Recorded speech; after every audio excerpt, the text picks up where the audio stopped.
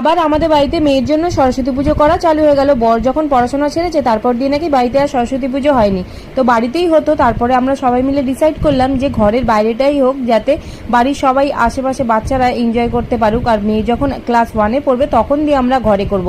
তো ঠাকুর কিনতে সেই এক নজরেই আমার এই ঠাকুরটা পছন্দ হয়ে গেছিলো। তারপরে তো অন্য দোকানে গিয়ে ওই ঠাকুরটা দেখছিলাম, কিন্তু দেখো এক নজরে যেই জিনিসটা দেখে পছন্দ হয় তারপরে কিন্তু আর কোনোটাই ভালো লাগে না। তো এইটা প্যাকিং করে মেয়ে আর আমি রিক্সা করে ঠাকুর নিয়ে চলে আসলাম বাড়িতে। এখন বাড়ির সামনে সবাই উলু দিয়ে এটাকে ঘরে তুলবো। আর প্যান্ডেলও হচ্ছে কিন্তু ছোট্ট করে।